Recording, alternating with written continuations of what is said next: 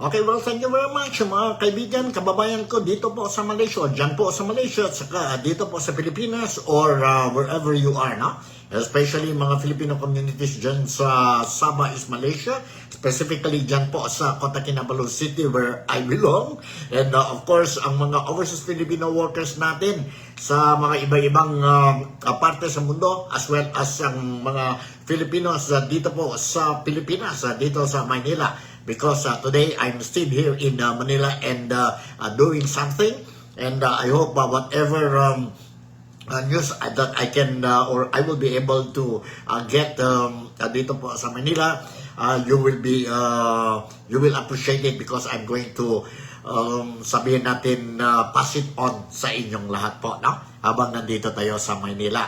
And today, February 25th na po. Anong ibig sabihin February 25th or 25? Anong may significant date ba ito February 25? Of course po, mayroon tayong, it is a very special day para sa lahat ng mga Filipino. Sabi nga, na karamihan ng mga Filipinos are not for nothing.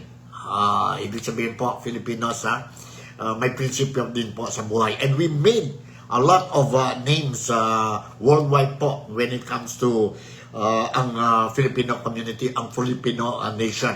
One of the sabihin natin na proud ang mga Filipino is the bloodiest, walang dugo po, no? Nangyari po during the revolution po dito sa Pilipinas. Kailan ba yung revolution? Ang revolution po nangyari ito po. Walang sabihin natin na walang namatay, walang putukan ng baril. Nangyari ito po last February 25th, 1986. If you still remember na the Philippines nagiging sikat po sa mundo dahil po sa EDSA Revolution. People's power, ibig sabihin po, people's power. And today, the nation, Philippine nation is celebrating ang ating 39th People Power Revolution po, which nangyari ito po dito sa Manila, particularly sa EDSA, no? Sa EDSA po. And today, ang daming mga Filipino or all the Filipinos, if I'm not mistaken, still remember itong very significant event sa Pilipinas, ang EDSA Revolution. Mayroon mga programa natin dito ngayon po sa Manila to commemorate the EDSA Revolution. I still remember during that time, 1986, February 25th. Wala ako dito po sa Pilipinas. Nasa Malaysia din ako po. No? I was a junior reporter diyan sa Malaysia. Hanggang ngayon po, nasa Daily Express tayo. Newspaper, the independent newspaper in Sabah is Malaysia, and the number one paper po just sa Sabah. It is an English paper. Mayroon din kaming Chinese version and Malay version po. So I still remember on that very memorable day, February 25th po, no? I was a junior reporter. I was doing my story in the afternoon, and was it morning? Wherein my chief editor, si Mr. Joe Fernandez, came to my table and told me, Nico, you heard about the news in the Philippines? Sabi ko, ano yan, bossing? Sabi niya, there is this revolution in the Philippines, no? Na ang mga tao went to the street and to also the late former President Ferdinand Romualdez Marcos Sr. No?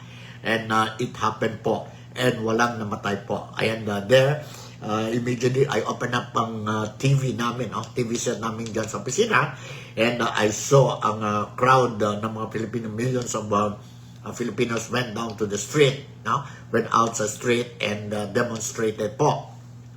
Nakita ko pa yung mga military tanks nandoon, and I saw the religious leaders natin, ang mga pari, ang mga madre po, no? Sa street po, may tanke pa nga yan, ang mga Filipinos, they did a human barricade, no? para hindi makapasok ang military po. And during that time, busy ang the late President Marcos Sr. And one thing good also na hindi natuloy ang atake sa mga sa mga civilian po, no. Marcos ordered not to do that despite the willingness of the former chief of staff ba yun? Or si General Fabian, po, no. And it was really a peaceful one. And ang crowd went to the palace or Malacanang po, and yun na po, nag-vandalize. But anyway, to cut the story short po, what they did is they managed to oust ang pamilya Marcos, and of course, may something to do ang presidente ng United States of America during that time. And he was lifted to Honolulu yata yun po, no? Yun na po, and nasigaw ng mga tao na liberated na ang Filipinos. And of course, after that, we saw ang coming up as the next president of the Philippines, si Corazon, the late Corazon Aquino po, no? Si Cory Aquino. Yon ang very famous sign yon, laban po, laban. Ganito ang sigaw ng mga tao, laban, laban, laban. Kagaya din ngayon po ang sigaw ng mga tao, Duterte, Duterte, Duterte. Ganun lang yun po. Shoutout muna tayo kay Mary Lou Pinto, is watching my program. Si Mary Lou Pintojo nasa nasa Kota Kinabalu, and she is watching ang TikTok, Daily Talk with Nico. Good morning to you. Good morning to you ang better half ko po, and good morning to our family and everybody, ang Filipino community dyan sa Sabah, as well as throughout Malaysia, at saka mga mabait na host namin po sa Malaysia, mga Malaysiano. I would like to say salamat pagi, salamat patang, and salamat malam to all of you. Okay, tuloy natin po itong istorya ng People's Power.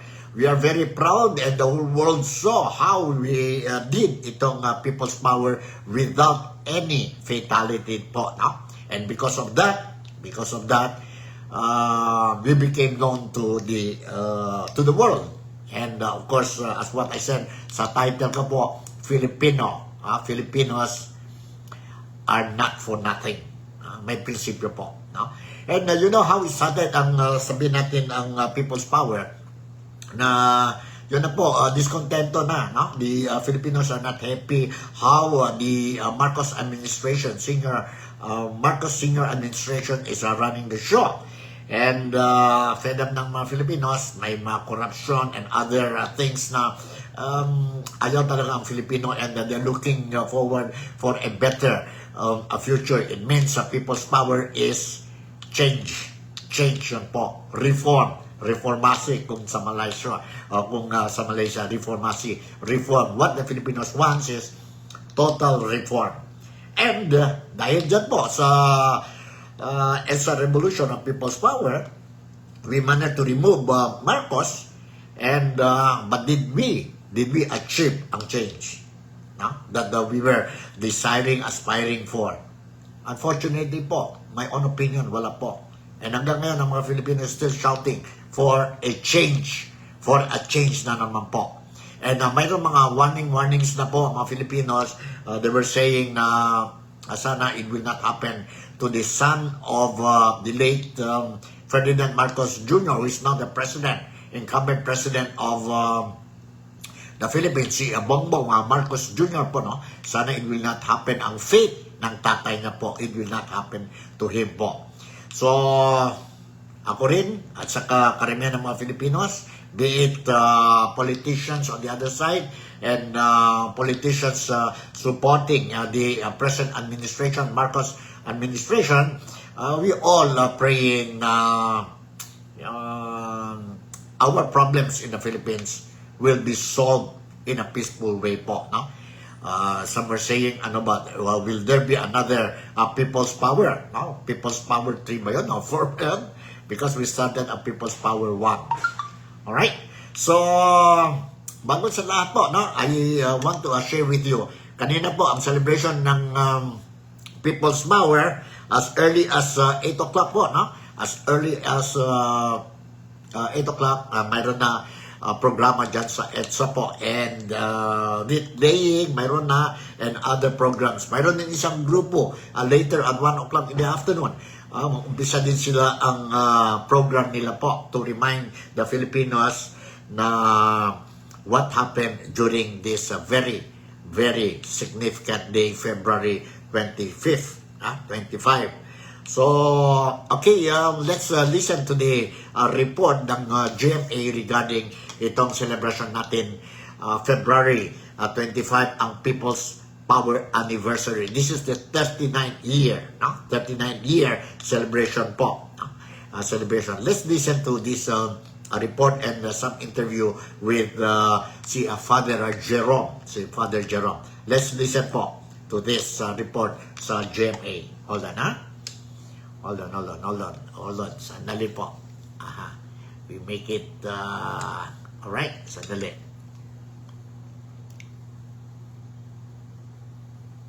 Father, gaano po kahalaga Hold on. Sana, mag-start talaga tayo sa beginning. Alright. Nandito po ang report ng GMA this morning po. Father, gaano po kahalaga na kunitain pa rin natin after 39 years, ito po nga sa People Power Revolution, at ano po yung significance nito sa panahon natin ngayon? Mahalagang pagkunita sa EDSA Revolution dahil ipinakita ng sambayan ng Pilipino sa buong mundo na pwede tayong magkaisa, lumalaban tayo para sa laban sa katiwalian, paninindigan tayo para sa tama, at ay pinaglaban natin ang karapatang pantao, inayawan natin ang korupsyon. So ito ay mahalaga na makita ngayon ng bagong henerasyon para tularan natin. Hindi natin dinotolerate kung ano man ang nagagawang mali. Pagkus tayo ay dapat na manindigan at kumilos para masawata ang mga kamalian na nangyayari sa ating lipunan. Alright, Father, kanina binanggit na po natin yung iba pong mga activities na magaganap, no? Like replaying, flag racing, and may programa po. Ano specifically yung mga activities na gagawin po ninyo mula sa inyong end, o yung grupo po ninyo, Father? Okay, dito sa National Shrine of Our Lady Queen of Peace, ang gagawin naman namin ngayon ay mga liturgical, sacramental activities katulad ng pagdiriwang ng banal na misa. Yung araw na to ay gusto din namin na gunitain ang faith component ng nangyaring 1986 People Power. Madalas na nakikita po natin yung mga brave playing, yung participation ng mga politiko, pero nais naman namin dito sa National Shrine of Mary Queen of Peace ay yung faith component ng ibig sabihin doon sa nangyaring revolution, ayon nga kay Cardinal Jaime Sin, ay meron talagang intervention ng Mahal na Birhen. Nabanggit mo rin yan, Maris, na napakahalaga ng naging kontribusyon, partisipasyon, intervention ng Mahal na Birhen kung kaya nagkaroon tayo ng mapayapa at matagumpay na EDSA Revolution. So ngayong araw, puro kami mga misa dito, nag-anyaya kami ng mga pare at saka obispo, at of course, sinaanyayahan din namin ng taong bayan na ito naman ang pagkilala natin sa Mahal na Birhen at syempre sa ating pananampalataya at sa ating simbahan na naging bahagi din ng 1986 People Power. Father, very quickly, bilang kayo rin po ang spokesperson ng CBCP, Catholic Bishops Conference of the Philippines, meron po ba tayong karagdagang mga activities o mensahe sa mga Pilipino, especially ngayon po sa dinaranas po na critical condition ni Pope Francis? Well, unang-una, ang sambayan ng Katolika ay nananalangin para kay Pope Francis. Yung mga misa namin ay iniaalay namin para sa kanyang paggaling. Ang mga dioceses o archidioceses sa buong Pilipinas, pati na rin sa buong mundo, nag-aalay ng panalangin. At umaasa tayo na ang Panginoon naman ay bibigyan pa rin ng lakas at tahasang pagaling ang ating Santo Papa. Yan ang ating pag-asam. At naniniwala tayo na si Pope Francis ay makapagpapatuloy pa rin sa kanyang paggabay sa buong sambayan ng Katolika at higit sa lahat kung paano niya pa rin i-cover, i-manage ang ating simbahan.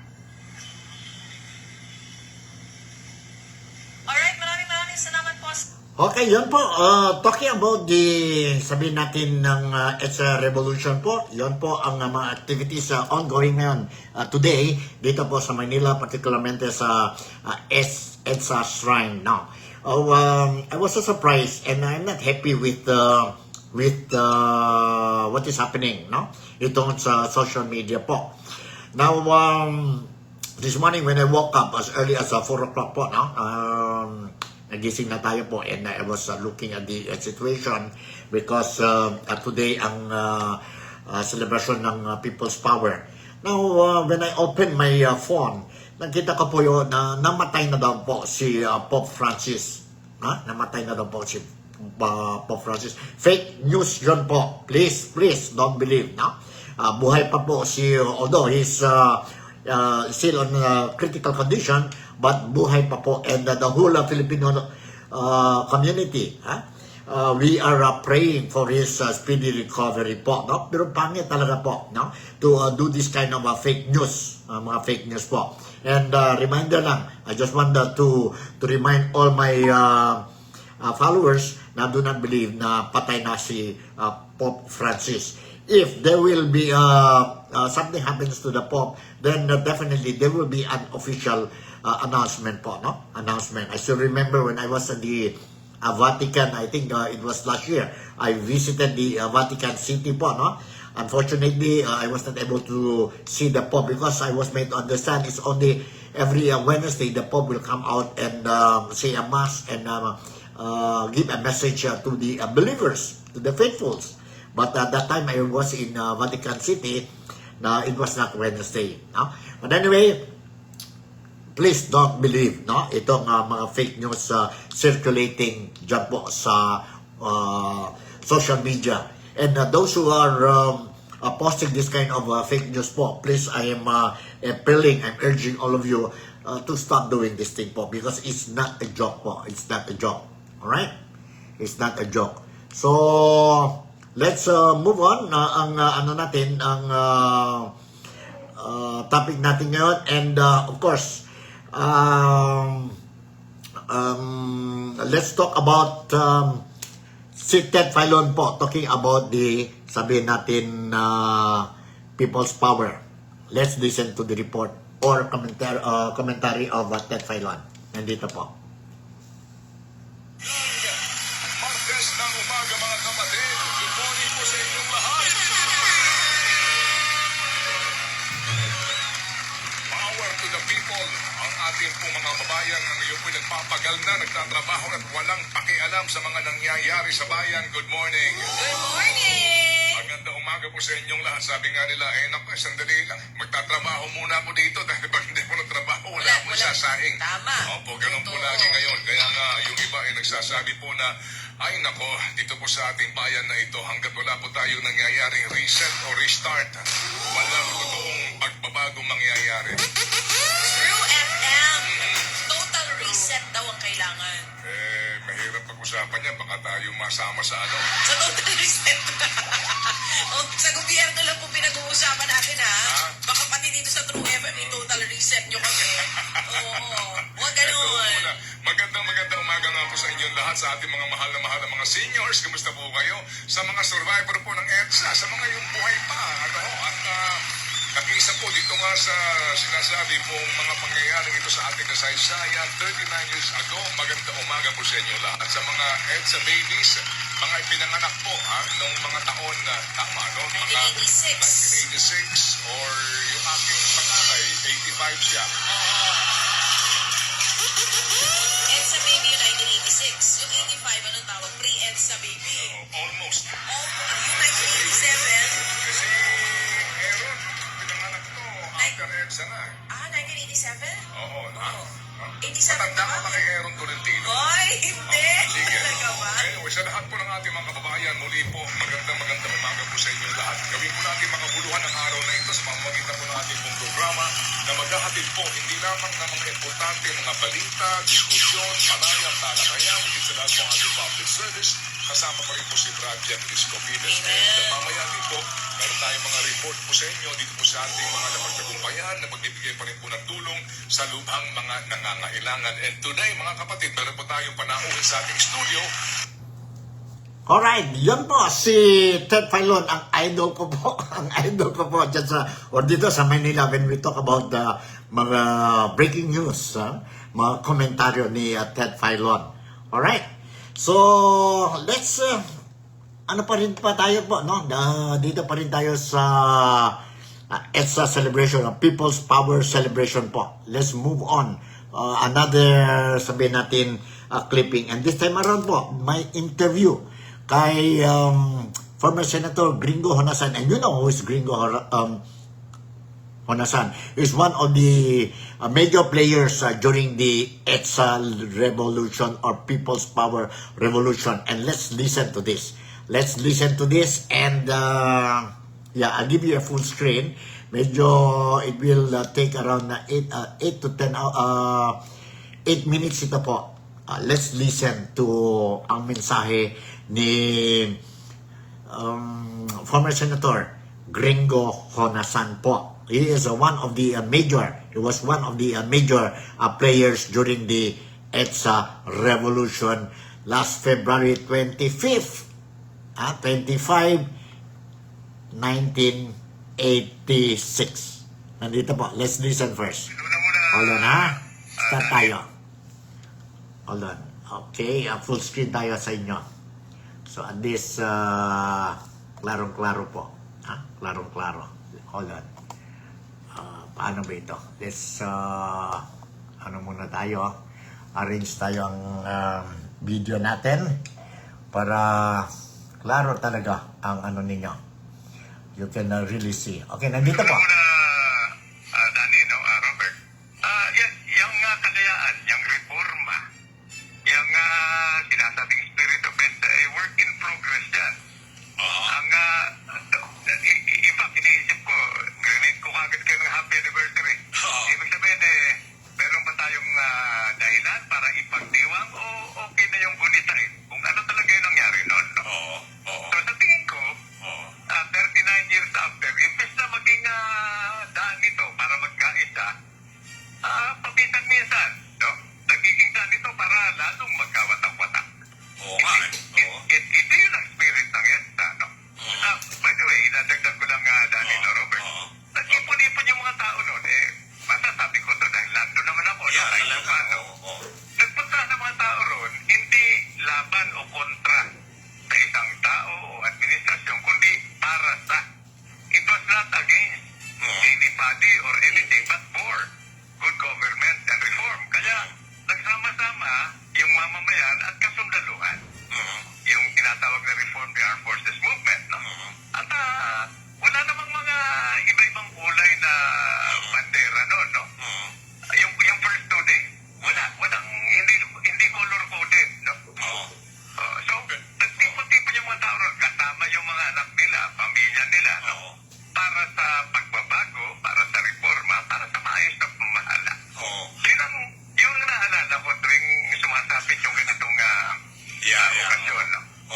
Pero sa ganitong okasyon na nangyayari nga, dapat nga ay talagang sariwain natin. Pero for now, ang political reality Senator, talaga namang may hidwaan, lalo na sa panig ng presidente at ng vice-presidente na talagang malayo ngayon sa sinasabi natin political unity. Kayo ba talagang medyo masama ang loob nyo at hindi kayo nasisihan sa mga nangyayari ngayon?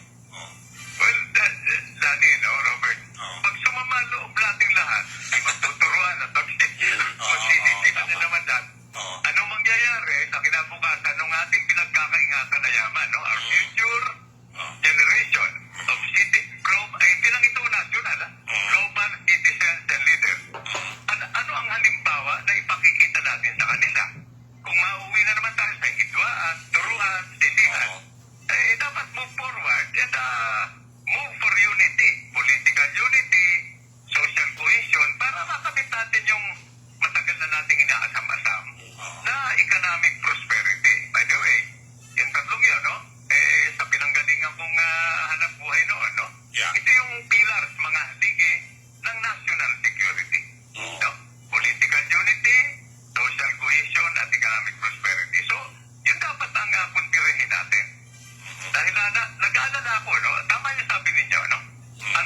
national conversation.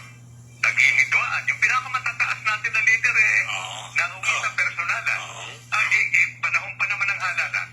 Anong kinalaman nitong hidwaan sa mga plataforma na dapat ipresenta ng mga humaharap sa ating mga kandidato ngayon?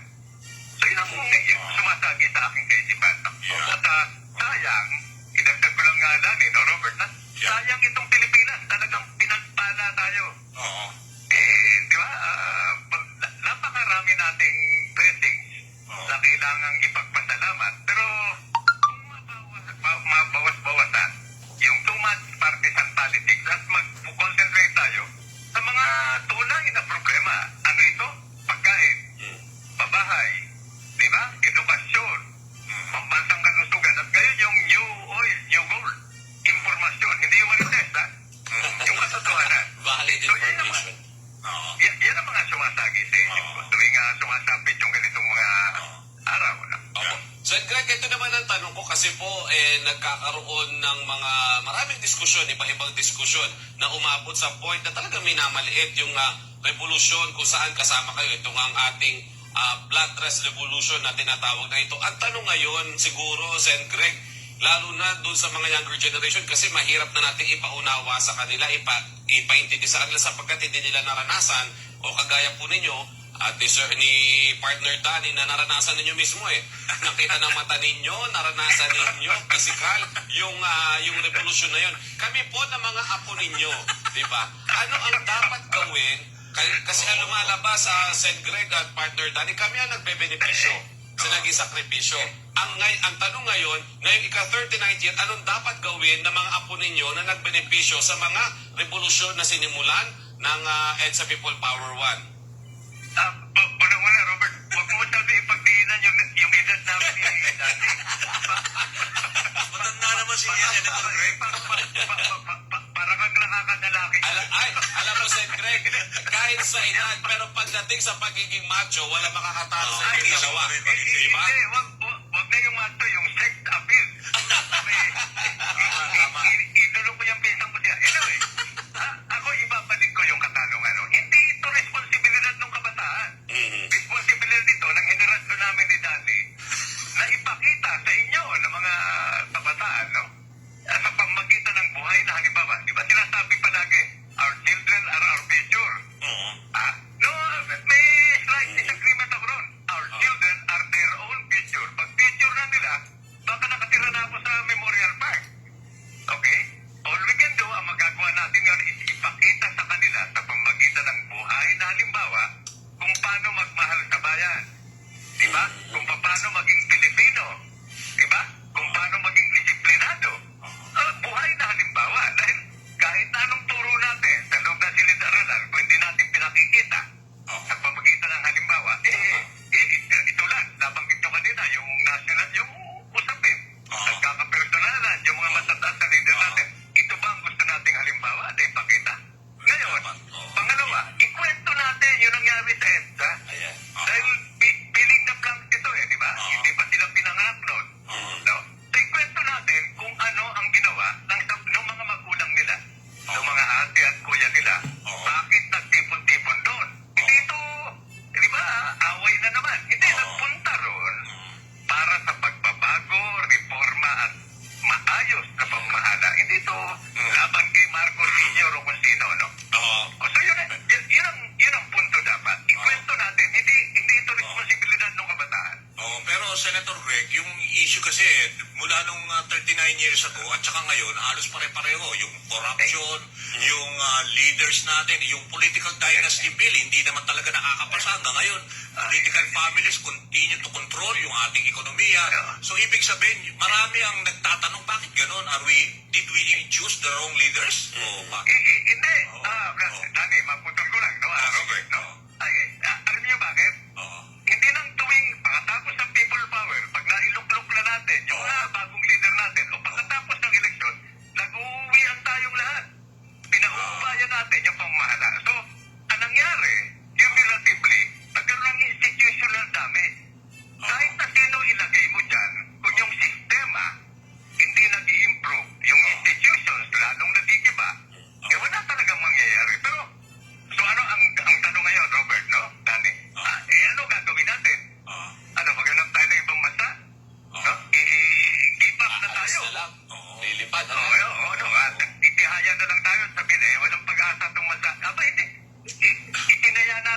buhay natin 39 years ago para sa pagbabago tapos we lose this country by default? Hindi naman tama yan. Okay, yan po ang boses ni former Senator Gringo Honasan and of course ang mga ang mensahe niya para sa mga Pilipino, sa mga next generation natin. Sabi niya, we have to let them know what really happened during the February. It's People's Power 1 po dito sa Pilipinas. Sabi nga ni Mary Lou Pentojo, good morning TikTok followers and happy anniversary to all the Filipinos. Okay? Proud I'm proud to be a Filipino. No? And I'm proud to ano nangyari sa Pilipinas during the EDSA revolution po. Bloody yes. Walang patayan po during the revolution, and the whole world was watching last February 25th, 1986 po, no? And because of that, saludo ang mundo sa Filipino nation.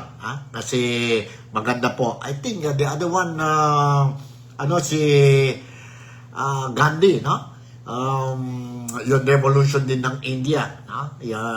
Wherein si Gandhi really fought for the mga tao niya po, no? So, ganito ang sitwasyon sa Manila o sa Philippines ngayon po, celebrating ang 39th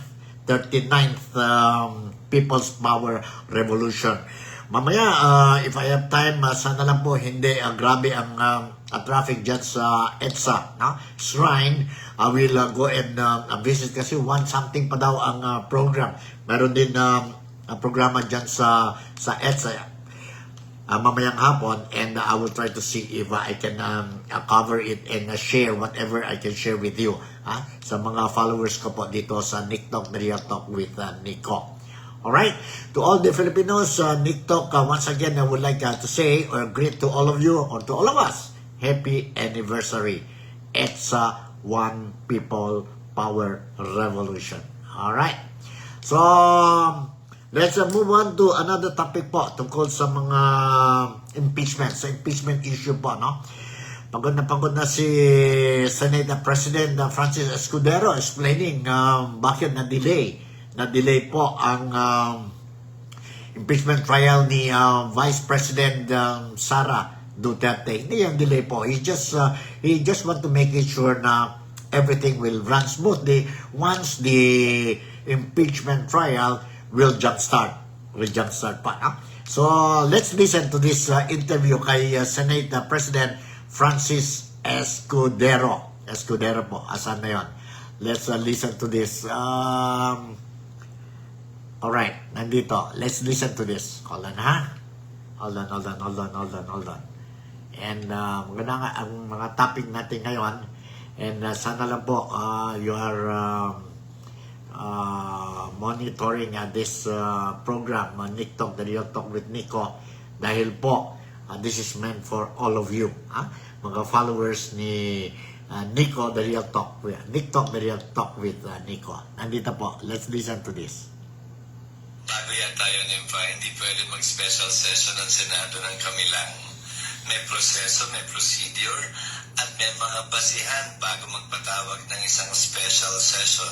Hindi ganun-ganun na lamang. Pangalawa, yung caucus, kapihan, kainan, tanghalian, agahan, hapunan, hindi po special session yan na pwedeng maglikha ng isang impeachment court. So, sabi niyo kasi kakausapin daw po niya kayo, Senator Pimentel. Nagkausap na nga po ba kayo? And at least yung pong suggestion niya na mag-focus kayo mapag-usapan kung anong gagawin dun sa articles of impeachment, na i-consult na po ba ninyo sa inyong mga kasamahan sa majority bloc, sir? Well, to begin with, hindi pa kami nagkakausap ni Senator Pimentel. Parang mas gusto niya yatang sumulat kaysa tumawag. So hindi pa kami nagkakausap.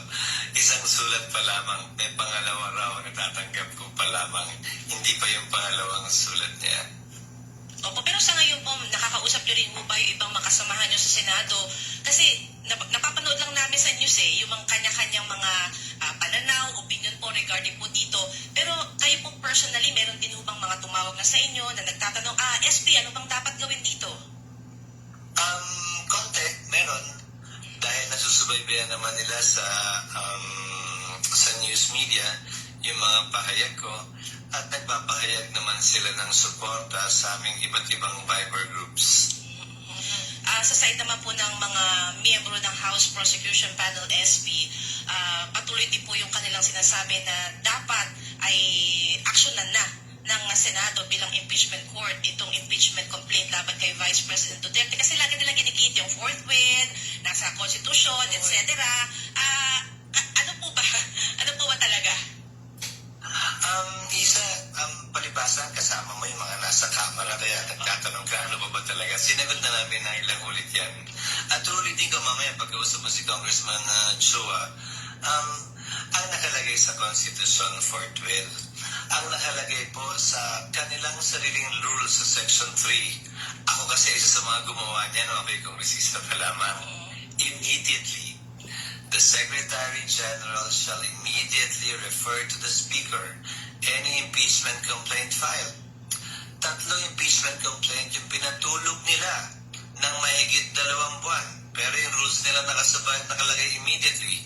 Pues kung ang definition nila ng immediately ay mahigit 2 buwan, huwag naman nilang gamitin ang ibang standard ng Senado sa ibang salitang ginagamit na forthwith. Sinasabi nila yung forthwith ay parang immediately raw. Sa rules nila, immediately talaga yung nakasulat hindi naman forthwith. Pero in-interpret pa rin nilang mahigit 2 buwan sa katunayan. Nag-recess na at lahat ang Kamara. Hindi pa rin nila ni-refer yung 3 impeachment complaints sa office ng Speaker na magkatabi lamang naman ang opisina ng Section. So bago nila sabihing magmadali kami, sagutin muna nila yung simpleng tanong. Sila nga hindi nagmadali. Bilang mga complainants, hindi naman sila nagmamadali.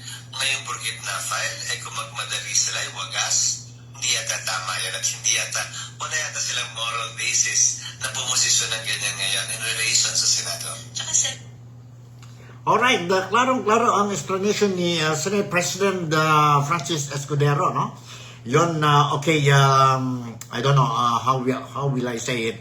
Okay, let's go back to ang Kongreso is saying na do not delay ang impeachment trial ni Sara Duterte dyan sa Senado because si Escudero already mentioned that after an election they will conduct the impeachment trial po. Sabi ni Escudero, okay, under the law, under the Constitution, ang ruling ng Kongreso, the moment you receive ang impeachment complaint dyan sa Senado o sa Kongreso, they should immediately, the word again, reuse immediately, nasa ano yun, rules and regulation ng Kongreso, you should immediately bring it up to the Speaker of the House, no? Kasi may word din immediately, hindi forthwith, immediately, no? But what happens sa Kongreso po, they delayed it for 2 months. Why? Because according to Velasco, na they're waiting for the fourth complaint for 2 months yun po. So it means they violated already ang mismong ruling ng Kongreso po, because it says immediately once you receive, you have to bring it to the Speaker, no? And then the Speaker will take action and then bring it to the DOJ committee, no? Or else kung mayroon kayong 103 or 1/3 of the congressmen who will support sabihin natin, ang impeachment, then can bring it to the Senate already po, no? But it was delayed for 2 months. Now, here comes the issue on some people are blaming, sa Kongreso, blaming na delay daw. Delaying technique din ito si Senate President Francis Escudero, kasi mayroon din dyan po sa Senado saying the forthwith should proceed with the impeachment trial po. So, sabi ni Francis Escudero, if I got it right, sabi niya, kayo muna dyan, you have to look into how you did not, sabihin natin, follow ang ruling ninyo po sa Kongreso, where it was also mentioned that immediately, why you did not bring it to the office of the Speaker, ang tatlong impeachment complaint against Sara Duterte. Alright? So, yun po. Ang final topic natin po tungkol itong fake news. Some people are saying na ang Malacanang is saying that faktorya ng fake news daw itong si Duterte po, and it was mentioned by no other than Undersecretary ng PCO, si Undersecretary Claire Castro po, no? Claire Castro. Let's listen to the statement of Claire Castro regarding itong mga statement ni former President Rodrigo Roa Duterte. Election na tayo ngayon po, kaya nga maingay sila Okay, but anyway, it's worthwhile sharing this news to you. And saan na yun? Let's see, saan ba yun? Alright, 152. Okay, let's listen to this. And kayo na bala maghusga po. Kayo na bala maghusga. Ebidensya. Alright, hold on. Andito po. Let's listen to this. Si Yusek Claire Castro. Ebidensya? Paano mapapatunayan? At tulad na sinabi ko, hindi tayo pwedeng maniwala sa mga pag-iintriga lamang na walang ebidensya. At ito naman, siguro naman ay natatandaan ninyo, nung panahon ni dating Pangulong Duterte, inamin niya, fiscal pa lang siya, expert na siya sa pag-intriga at pagplanta ng ebidensya. So alam na natin kung saan ang punta nila. Gusto nila ulit makuha ang power, ang authority, ang positions. Hindi pa ito campaign joke ulit ni dating Pangulong Duterte? Di ba tayo nasanay dun sa jet ski promise niya? Na nung naniwala tayo halos sa mga sumuporta sa kanya, tinawag tayong stupid. So pag naniwala ba tayo ulit sa sinasabi niyang ito, baka mapagkamalan niya tayo ulit at tawagin tayong stupid. Kung Davao City pinag-uusapan natin, sino ba ang mayor ng Davao City? Hindi ba yung anak niya? Si Mayor Baste Duterte. So, ibig ba sabihin nun, napaka-inefficient ng anak niya? Mr. Marcos is veering towards a dictatorship. Pupusta ko sa inyo, dili na manaog pagkahuman sa iyang termino. Pareha na sa iyang tatay, magkagubot na punta. Ang iyang buhator, kung declare na po martial law, pareho sa iyang papa. Pag martial law, why election, siya na po imuilit. Iyan kami tuntong ibuhat sa iyang tatay. Teka lang, baka... Alright, yun po, no? Si Undersecretary Claire Castro po. Now, this time around, I think this will be my last video clip, no? Video clip to share with you. Now, let's listen to Attorney, former Secretary, si Attorney Salvador Panelo on the issue. On the issue po. Okay. May interview sa kanya po and let's listen to this. Hold on, ha? Let's listen to this. Ganda din, ha? To lend our ears to this interview. Hold on. Factor, the former president. What do you think? It's funny because it's the government which is a huge corporation, fake news. It's a fake news corporation. If you recall, there's been many fake news coming from the government. Like, for instance, when the police forces assaulted the KOJC, they were saying that the police were not armed. And then you have remember the blocks in the committee report of the BICAM? They said there were no blocks. It's a fake assertion because there were blocks and there was even an addition. Yet they keep on insisting that there were no blocks. They're saying it's the GAA. But we were not talking about the GAA. We were talking about the BICAM report. basis of the enrolled bill that was signed into law. There have been many fake news coming from the government. When the former president says that the administration is leading to dictatorship, he was defending, of course, the violation of rights. Like, for instance, in the assault, the KOJC, that was in violation of the rights of the people there. Also, when the government stopped SMNI from operating, that was also a violation. In other words, they were not observing the rule of law. And dictators do not follow the rule of law. That's why they are presently called dictators, because they dictate on what they would do. And then it's funny also that this statement is coming from E.C.